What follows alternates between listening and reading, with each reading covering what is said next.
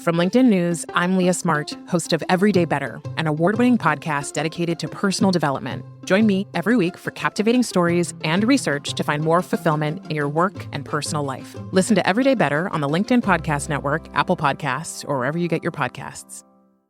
Break language barriers instantly by translating up to 44 languages in real time with the HP AI PC, powered by the Intel Core Ultra processor. With the right tools, work doesn't have to feel like work. Learn more at hp.com/AI PC. Hey, I'm Kwame Christian, and you are about to step into the world of Negotiate Anything, the #1 negotiation podcast in the world, where we teach you how to make difficult conversations easier while getting more of what you want in the process. Each episode is packed with practical tips and strategies from the experts. We delve into negotiation, conflict resolution, and leadership skills that are crucial in both business and in life. Whether you're closing a deal, managing a team, or navigating personal relationships, Negotiate Anything provides you with the tools you need to succeed. Our conversations are real, relatable, and most importantly, rooted in practicality. So if you're ready to transform your conversations and elevate your negotiation skills, join me on Negotiate Anything. Subscribe and listen on Apple Podcasts, Spotify, or wherever you love to listen. Let's make every conversation a winning negotiation. John, thanks for joining us today. I'm happy to be here. Thanks for having me. Yeah, man, we're happy to have you. So how about you get us started by telling us a little bit about yourself and what you do? Yeah, so my name is John Bolaji. I'm co-founder of Trad House. We are a online-first premium African traditional attire online experience, really, to make it a lot easier to get men's trad, especially out in the diaspora in the US, Canada, UK, stuff like that. I've been working on it for a few months, well, honestly, over a year now. We just launched last month, so the behind the scenes has been going on for a while, but we've been out to the world for just a month now or so, and it's been really excited working on it. It's been a fun journey. It's been a hard journey in a lot of ways, but I'm really, really excited to be working on it. Amazing. And yeah, I know you and your team have been doing incredible work. And even though you just started, when you look online, it does not look like you all have just started. So as a fellow entrepreneur, I'm quite jealous of how strong your start has been, because you knew that you're filling a need. And it's cool to see that positive response from the community and the patrons. And before we get into the negotiation of it all, I think it would be really helpful to just set the stage with our listeners, because I'm assuming a lot of them are not familiar with trad or traditional African wear. What was the problem in the market you were trying to solve with Trad House? Yeah, definitely. So I'll give a little bit of personal context because it helps tell the story. I'm Nigerian. My family moved here before I was born. So I'm the first one in my family to be born in the US. So I'm kind of like that direct link between those two areas of my life, those two cultures, fully raised in the US, but by fully Nigerian parents. And a part of, not just Nigerian culture, but I'm speaking from the Nigerian perspective. Honestly, all of African, a lot of different cultures, African, West African looks a lot similar in a lot of ways. But a big part of that culture is the kind of clothes that we wear for different reasons. Cultural events, weddings especially are a big one, birthday celebrations, big parties. They're really seen as, especially out in the US, something that you wear for special occasions. And so I grew up wearing them, been back to Nigeria several times, and we get a chance to, get some clothes from when we're in Nigeria for these celebrations that we're going to, then we bring them back and we can wear them in the US. But growing up, one thing that when we weren't able to go back to Nigeria, super frequently, we don't go back every year, trying to find those clothes for celebrations and stuff like that in the US was, in a sense, just difficult. It was terrible. It was difficult. For, I think, 3 kind of like main reasons that we were trying to identify. The main one, I think, well, they're all the main ones, and I'll talk a little bit more about why I struggle to put them in the right order. But the first one I'll talk about is the whole process of figuring out what it is that you're going to get. You have an idea in your mind, and like buying clothes is something that there's so many different ways to do it. You can have an idea in your mind of, I want exactly this thing. It's never been made before, but I need someone to go and make it. And traditional African clothing is, very often handmade specifically by a tailor. There's a lot of analogies to kind of like the Western suit tailors and stuff like that, who all make everything by hand and they have their own style and everything. And so you can sometimes have an idea of exactly what you want, or you can see something that you saw at a party and it's like, I want something like that, but a little bit different. And then trying to communicate that to a tailor that, you got to find a tailor first here in the US, and it's, hit or miss whether they are a good one or not. You don't always know. Or hopefully you're going back to Nigeria in the near future and you can go to a tailor in Nigeria that does work, but then that's a whole other, there's a very big logistical issue of trying to get to Nigeria, trying to get it out of there, et cetera. So the first kind of issue is like, how do I even communicate what it is that I want to have made? And then the second one kind of tied into that I mentioned a little bit is, where am I going to get it from? If I'm getting it from a tailor in the US, it's oftentimes like really, really expensive, because there's, it's not as commonly worn in the US. There's not as many people here who wear it. And so the tailors are, fewer and far between. Supply and demand, the prices go up, how it goes. And then the third thing is the materials that they're made out of. There's been a lot of interesting developments in how people have been making clothes in the last few decades, I'd say, in terms of making them out of new materials that are more comfortable, that are better at fitting different figures and body shapes and things like that. And the traditional African clothing that we typically grew up wearing didn't have any of that. It was all very stiff material that wasn't very forgiving. And so it looked really, really great all the time, looked nice, but you're going to these things to celebrate, you're going to dance, you start moving around in them and you realize that this isn't all that comfortable. And so for us, kind of like the problems that we were trying to solve were, how do we make it, easier to get in the US? How do we make it such that we can understand what it is we're going to get? We can describe to somebody what we're going to get, and we can trust that we're going to get what we described. And also, how do we make it out of better material? So that's really, I think, the main points of it. I love it. Yeah, man. And, my name is African, but my family's from the Caribbean. I always have to give this disclaimer because I hang out with you and your family, and all my friends happen to be Nigerian, so people get confused. But I was always just blown away at the logistical challenge of getting this traditional wear. And yeah, you're going to solve so many problems and help make these celebrations more about the celebrations than the frustration in making sure that things arrive in the quality and the time that you want them to arrive. So exactly. This is really important.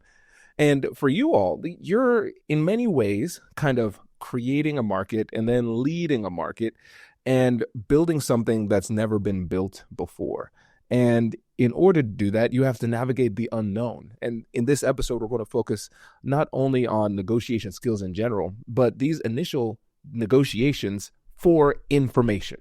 And I think so many times we can get so focused on the transactional elements of negotiation, which are important. We can think about the relationship dynamics within a negotiation, which are vitally important, but we don't often think about the targets of our negotiation. We always focus on the tangible, but not enough on the intangible. Mm-hmm. So when you started this process, and what are some of the difficult conversations that led you to where you are today?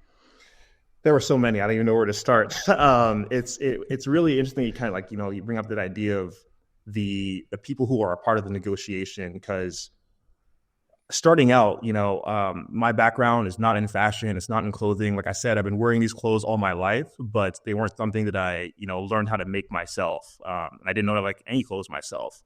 And so when I first started out, I was like, all right, we know that the clothes can be made. The online experience isn't really there. And I've, dabbled in some tech stuff, making websites, making user experiences and stuff like that. So like, I know kind of like, and, we see out in the world of technology that, any UI can be made.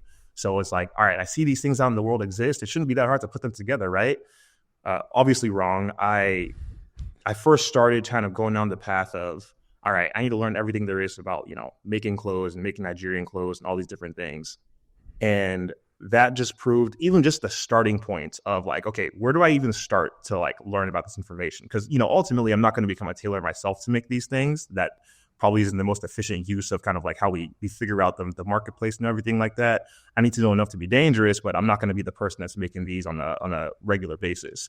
So I need to find someone who can really tell me, where I can start. And that was just, it was in a lot of ways, I didn't even know why it was going to be this difficult, because like in this information age, we feel like we can just Google anything and like that'll at least get us down the right path. But you're trying to Google the different terms for how you want to make clothes, and the results you get back aren't exactly what you expect. And there's also like it is not like a, I guess, not central place, but there's not like, some very clear places that you can go to say like, oh, I want to, get more information about this topic. For example, like made to measure manufacturing or made to measure clothing. Like how does that work? And you start looking into clothing manufacturing, and it's like, yeah, no one really does made to measure manufacturing. That's not a term that exists. And so I'm like, all right, well, I think people do it. So like, where am I going wrong with my search? And then I've been really blessed to have like, over the years, build a pretty cool network, across different experiences that I've had. And after a kind of a long, probably too long of a time spinning my wheels on like, all right, I don't even know where to go. Let me just reach out to my network. Not, mind you, like I said, I'm not in fashion. I'm not in the clothing manufacturing space. So my network isn't specifically in that as well. But, let me just reach out to people and see if anyone can point me in the right direction. And so I sent a message to a group of friends that I made in business school, and immediately I just got such a better direction of like where I should be focusing my fact finding and research and stuff like that.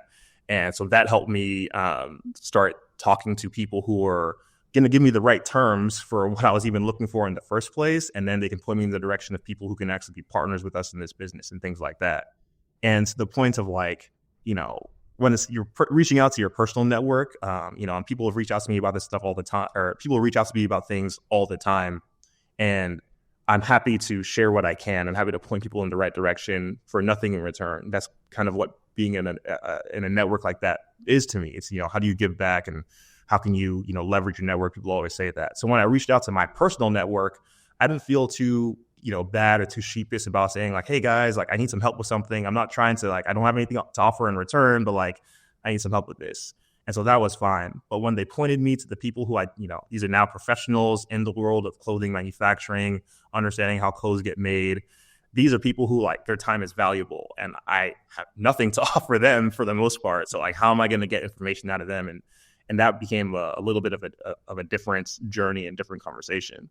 This is fascinating, John, because one of the things we always say on this show is that negotiation is an information game.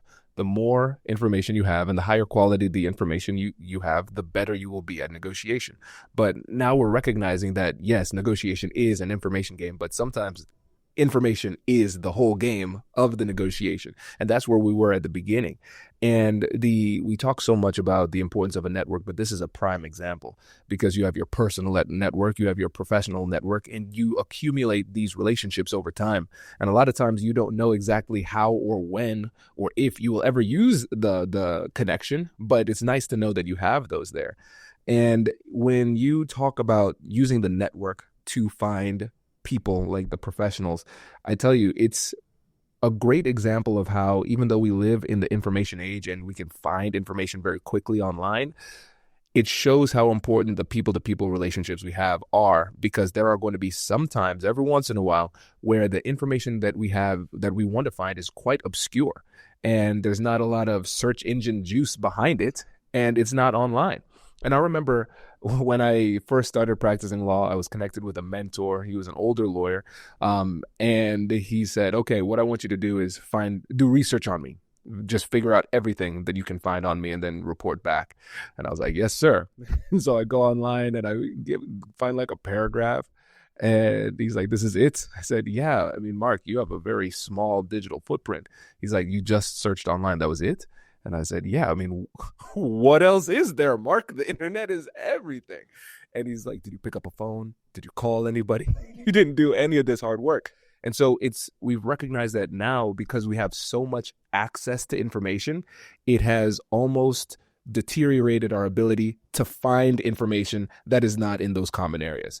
And the network is something that we have as a resource, but we don't use as often because we're just so used to doing things the new school way, which is just Google and hope. Yeah. There's definitely an assumption that like everything there is to be known can be found online, and that is just, definitely not the case. And I think, implicitly we all know that like expertise is not knowledge. And so like we know that to find expertise, you got to talk to people. but it sounds, I mean, like what you're saying, and I agree with, is like not just expertise, but like literally knowledge. Like there's just some things that have now been archived in ways that the information search engines of the world can help us understand and go figure out what we need to figure out next. And yeah, that was a very important lesson for me to learn.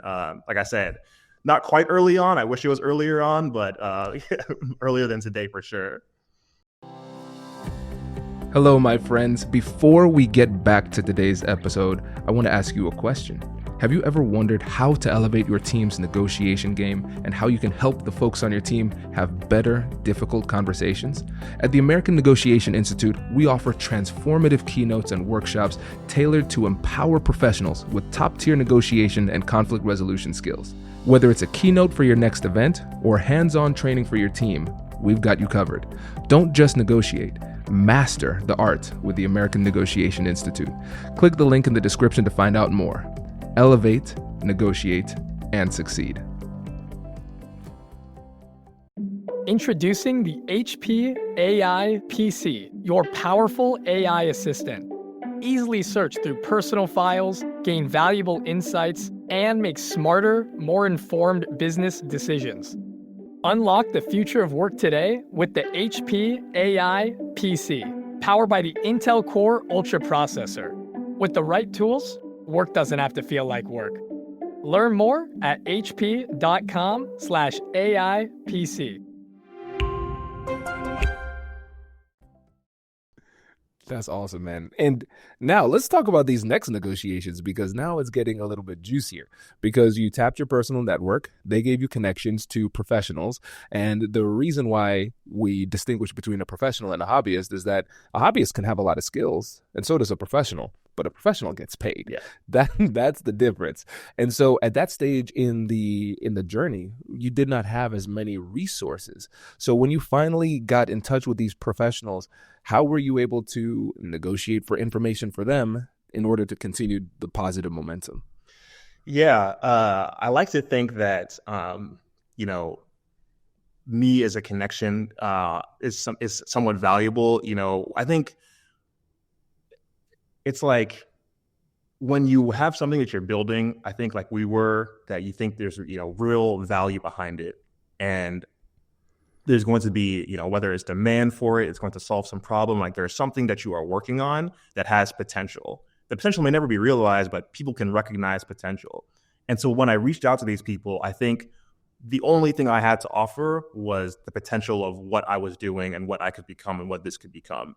And that was enough to kind of get some of those conversations going, so that people realize like when you reach out to certain people or when people point you in certain directions, they're typically pointing you in directions of people who are happy to, indulge newcomers and stuff like that. Not quite hobbyists, like you said, these are people who are still getting paid for the information typically that you're about to ask them, but they recognize that newcomers don't have a lot of those resources. And so they're more happy, they're more willing and accepting of, having some initial conversations with people. But I think what really allowed me to get my foot in the door and have like productive conversations was that idea of potential and showing this is what we're working on. No one else has ever really done it before. There's not a lot of good solutions out there, and it's in a place that is, getting a lot more cultural relevance. The population is growing. There's a lot of really interesting things that could develop with it, and that potential is something that you have a chance to partake in if we have this discussion.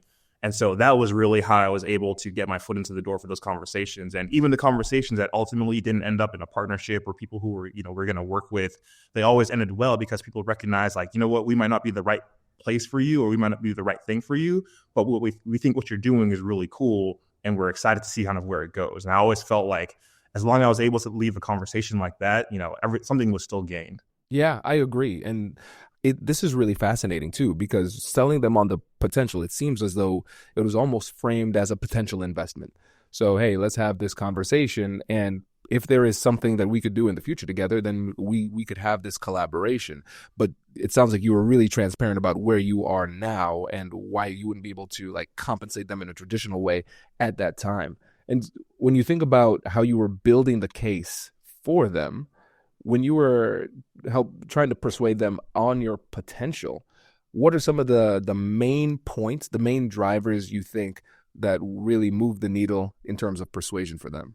Yeah, I think it's you mentioned investment. It's kind of like it's a little funny because you're saying some of the similar things that you would say to potential investors who are the only thing they're going to offer is some kind of financial investment. But I was talking to manufacturers, people who if we could come to a mutual agreement, they will be actually making the clothes for us and be a part of the process. Or talking to technology professionals who could actually help us with the user experience that we were trying to create.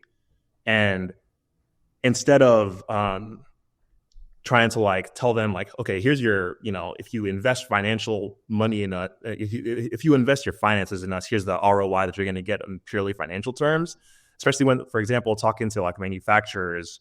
And I learned a lot about the world of clothing manufacturing. I'm not going to dive too deeply into the details here, but for example, I was talking to someone who had manufactured dress shirts, which have, some similar high premium quality to them, things like that, things that we want to see represented in our clothing. And when I talk to them about it, they're like, yeah, we don't really the way that we manufacture isn't set up to do something that's not dress shirts, actually. We can configure different kinds of dress shirts and things like that. But what you're asking seems a little bit beyond our scope and ability. However, if this becomes something that is actually, really truly a big enough market, we can invest the time and resources it takes to start, adding that to our lines and stuff like that. And so telling the thing that moved the needle for them, and for example, this manufacturing conversation that I had didn't come to an agreement. They're not investing new lines to manufacture stuff for us at this time. But the thing that moved the needle to cause them to consider that was the idea that there is a big enough market in something that they don't currently offer that is growing, and they want to be one of the first people that can offer that service. And so kind of that ability to be the first to the next big thing was something that it was really tempting to a lot of, let me not say tempting, but really interesting to a lot of people who were this isn't what we do right now, but I could see a world in which we work together given, XYZ number occurs, or you can show us this level of demand or something like that. And then we could have those negotiations or have those conversations further. But it was really just kind of that idea of, if this is as big as we think it might be, you could be one of the people who is the first to learn how to do it at scale. That is, a really good place to be in the market for you.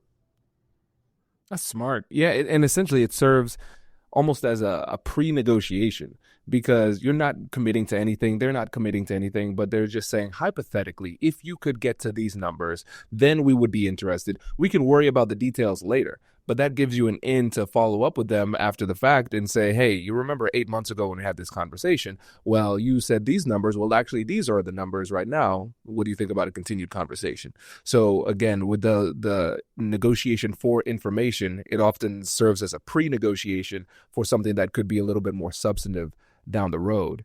And I know for you too, because you, like you said at the beginning, you straddle the line between Nigeria and America. So you have feet in both worlds really well.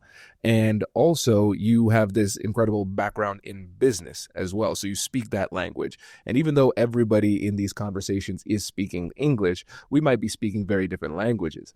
And so can you talk about the difference in the way you might approach a manufacturer who was not based in Nigeria or have any connection to the culture versus how you would interact with and pitch people who were familiar with the culture, and then the problem that it is that you're trying to solve with Trad House?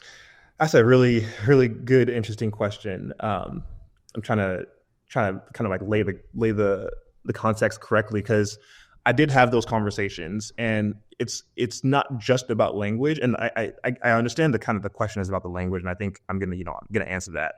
But it also is rooted in the reality of some of those different areas. And the reason I say that is talking to someone, based in West Africa about manufacturing clothing or manufacturing, anything. There's different realities of doing business in West Africa, or there's different realities of trying to do things at scale, in West Africa, in Nigeria. And so when you have a conversation with someone about, I want to do XYZ thing, and they know what Nigerian clothes are, they know what West African clothes are, but you start talking to them about I want to, manufacture X thousand units or whatever it may be, they're like, hold up, I don't, that's not something that we can do here. Here's, I can get 10 people to do 100 each, and they're all going to do it in their own different ways. And there's a lot of subcontracting out and stuff like that. And so just talking to them about it was a different conversation in terms of what I'm trying to get you to do differently than you do right now. Whereas talking to places in, America, for example. I talked to a manufacturer out in Arizona who do nothing about Nigerian clothes and nothing about kind of all that stuff, but they knew a lot about how to manufacture custom clothes at scale.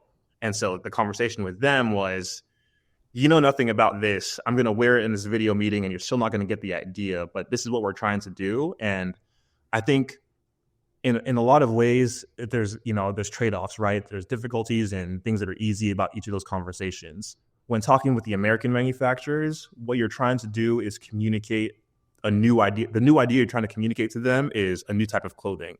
And there's a structured language around communicating new types of clothing. I'm forgetting some of the names for them right now, but you have different drafting patterns, stuff like that. There's sophisticated enough machines now where it's like almost like 3D printing, how you can have like a 3D printing file. You can have like a clothing file that tells you how to like, not 3D print clothing, but like, cut the lines correctly and stuff like that. And so there's almost a more structured way of saying, you've never seen this before, but here's the files for it. And they can more quickly understand like, okay, like this is what you're trying to do. Let's see if we can make that work, even though I know nothing about Nigerian clothes. Then the conversation about, trying to do things at scale with places in West Africa and places outside of America who are familiar with the clothing. You don't have to explain to them like, oh, I want an Etsy bow or, that's a particular kind of shirt that's worn in Nigeria, or I want a senator fit. Like they know those words to some degree a little bit, much easier than someone else will. But when I start talking to them about like, okay, and it needs to have this level of repeatability because it's going to be at scale and things like that, trying to communicate those new kind of, I don't want to say new. It's like I'm not saying there's no manufacturing that happens in these places, but trying to like communicate what we want out of the standards of our operation essentially. That's a lot more nebulous. There's not a structured language around that anywhere, to be honest. Even if you're having that conversation in America, having it in Europe, whatever it may be, there's not as many structured languages, or there's not as many kind of like structured terms and things like that to help you describe to someone this new idea of here's what I'm trying to do from like an operational standard perspective. And so the biggest differences in those conversations was like, all right, for you, I'm trying to explain a cultural item, but the cultural item is clothing, and clothing has a language when it comes to manufacturing. On this side, I'm trying to explain to you an operation, and it's an operation that you've never done before, and it's really hard to build, and you have to build it from the ground up. And like everyone's going to have a different name for it no matter where you go. So we and you would need to have a ongoing relationship in order to create that language for us together so we can get to the right standard of operation. That's fascinating. That is fascinating. And so essentially each of these conversations can sound very, very different, exactly, but they are both geared towards moving the company and the business forward. And I think what's important too is for people who are listening to just give yourself the right to flex as necessary. And, when we think about it through the lens of cultural intelligence, we would call this a version of code switching. But one thing that is not explored enough when it comes to code switching is that code switching, when done well, is rooted in your authentic experience. And if you are trying to change yourself in order to communicate with somebody or in order to fit in or assimilate, and it feels like you're compromising core elements of your identity, then something is off within the culture you're trying to fit into or just within what you're trying to accomplish in this scenario. But what's brilliant about this is that because of your background, your cultural background, and because of your business background and your academic background, you can speak incredibly fluidly when you're talking to folks in West Africa, and you can speak incredibly fluidly when you're talking to business manufacturers in America who know nothing of your culture.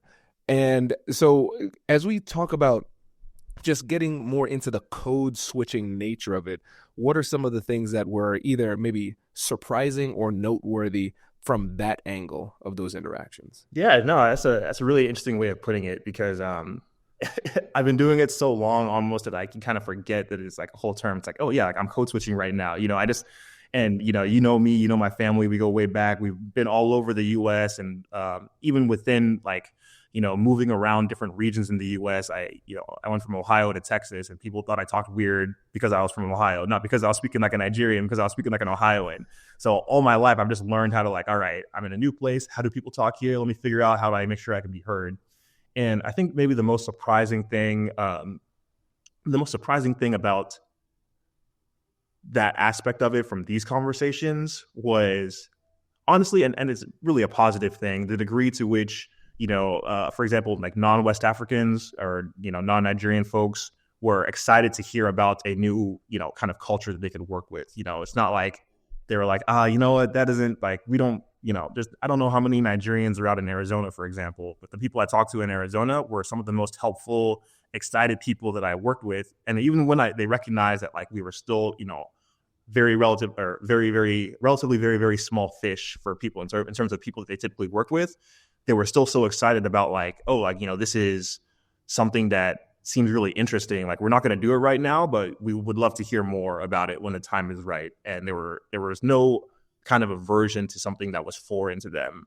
And on the other side, when talking to people in West Africa, the appetite there is for that kind of like level of economic development was really, really encouraging, where it's something that people aren't, there's not a wholesale or a very large scale industrial manufacturing or clothing manufacturing base in terms of what we're trying to do when it comes to clothing manufacturing. That doesn't exist right now in Nigeria. And, working with talking to tailors and people who make the clothes and things like that, that's something that, is very close to their line of work. And they're excited about, okay, this means I could actually, be creating a lot more things. I could work more on the designs of things as opposed to just trying to put things together.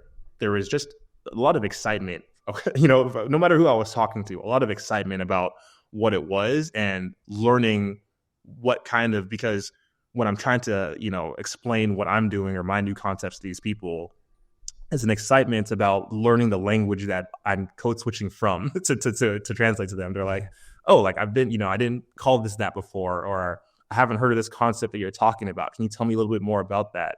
And it almost feels like I get to be a cultural ambassador across a lot of different things in terms of like, here's where I'm coming from that you're excited to learn about, and I can be the conduit that you learn that thing. Brilliant. Oh, it's so fascinating. And John, one last point before we run, because when you think about these difficult conversations that we have personally, professionally, whatever it happens to be, they can be simplified if hypothetically the conversation existed within a vacuum. Like there were no other external forces, no emotions, no nothing.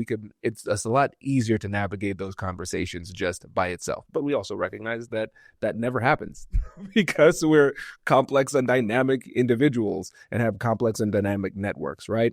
And one of the things that's really tough about business in general is the level of resilience and grit that you need to have just to exist in that world, especially when you're trying to lead an organization. So I think about it in terms of the entrepreneurial roller coaster. Within an hour, you could have the best thing ever and the worst thing ever happen like several different times. And then at the top of the hour, you have an important call and you have to compose yourself. And so when you're under that kind of pressure and there's so many different shifts and distractions that could happen emotionally, substantively, just day to day in the business, how do you gather yourself and get to this point of like a peaceful enough foundation for you to operate at a high level every day in these tough conversations? That's a really good question. And I have two answers for you. My first answer is to be, fully authentic about what I'm going through, what I'm experiencing, what my experiences have been. I think in entrepreneurial spaces, there's obviously this idea of, you're always trying to put your best foot forward and show people the best side of what's going on, being the most optimistic. And I think that's important and definitely something I do a lot. I can improve on things like that. But at the end of the day, when you're going through all these different shifts, like that are impacting you to the degree which it might impact your work, for me, I felt like it's important to be authentic about those things and being like, I got this meeting right now. I'm about to have this conversation and life's been a little bit crazy. I might be a little bit off my game. You don't need to dive into the full details and give people a sob story or anything like that, but you can let people know like, hey, things have been a little bit crazy. So apologies, we might need to do this again at some other time if we don't get to where we want to go in this conversation.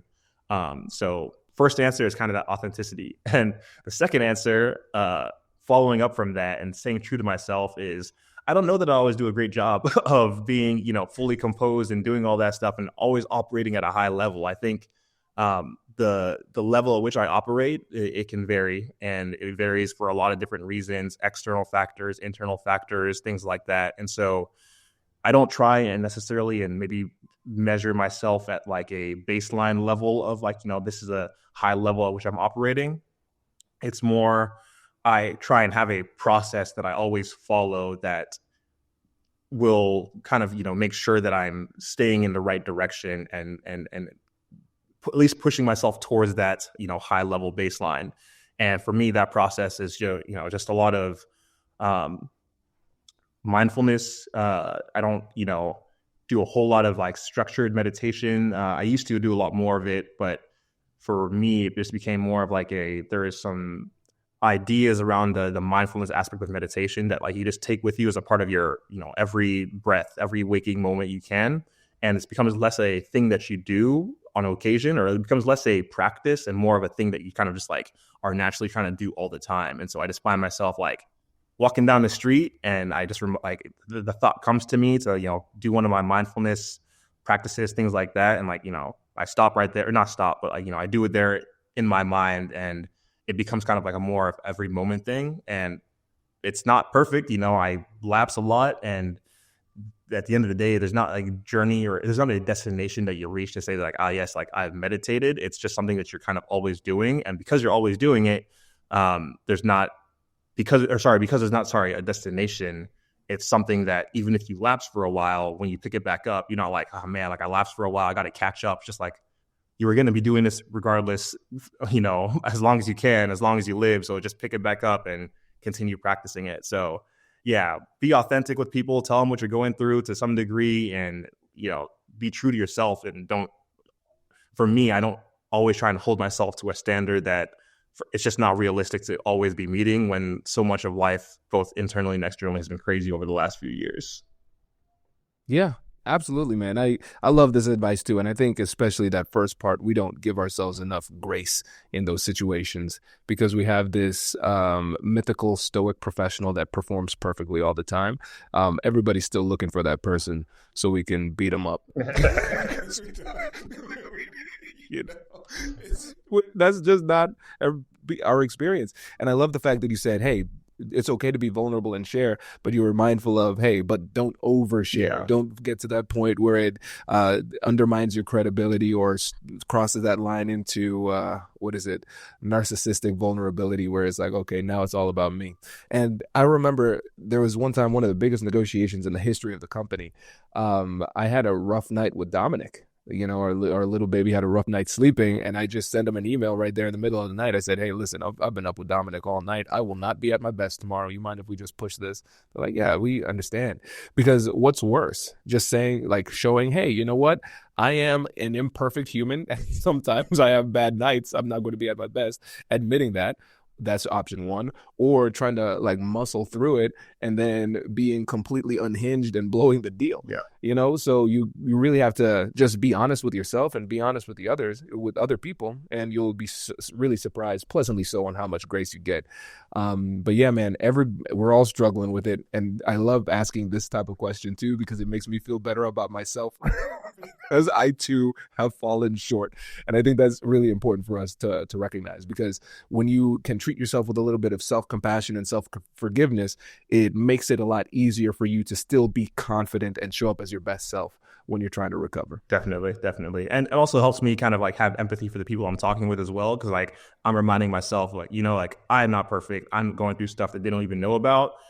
It just allows you to be a tad more forgiving. And again, like, you don't want to take it too far and let people walk all over you or anything like that. But just that whole idea of being like, we all live here. We're all on this shared experience together and kind of going through that. And it gives me I don't want to say an extra dimension to like kind of like helping these conversations and stuff like that, but just everyone remembering that everybody in the environment is a human that's kind of going through stuff. We're all having a lot of crazy shared experiences externally right now. It's not even to speak of anything about that, what people might be going through on the inside. So it just helps me remember that everyone else is a human as well, and is not going to be perfect all the time. And I can work with them a little bit better when I know that. Exactly. Oh, this is great, man. Well, listen, before you go, remind the listeners about you, about Trad House, and how they can become part of the movement. Yeah, you can go to our website at tradhouse.com. It's TRADHAUS.com. Check out what we have to offer, design your own outfit. We currently are making men's traditional African clothing, but that does not mean that, anyone can come and look at the website.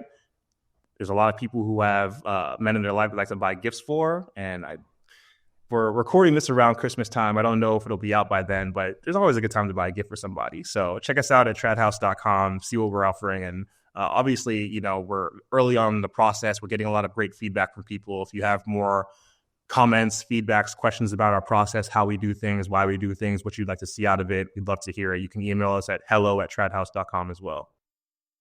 Amazing. John, thank you so much for joining us. Really appreciate it. Thank you so much for having me. It was great seeing you. Wait. Now, before you sign off, I have something to tell you that I've never told you before.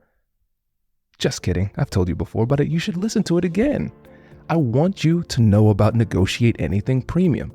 Imagine all of the things that you love about our traditional feed, plus so much more. I know you like our traditional feed because you're at the end of the episode. And with Negotiate Anything Premium, you'll get more bonus content you've been asking for, more of the expert insights that you can't get anywhere else, and more exclusive behind-the-scenes access into every conversation. Are you ready to get more of what you want out of your life, career, and every conversation? With Negotiate Anything Premium, you'll have access to more high-level, custom-designed content and insights, giving you the tools you need to negotiate higher salaries, better deals, and better relationships in your life and career. Once I had a listener share that Negotiate Anything helped her to negotiate a $53,000 raise. Could this be you? What would that mean for your life? I've seen firsthand the impact this model has had on my life and the lives of my corporate clients, and I am confident that it can do the same for you.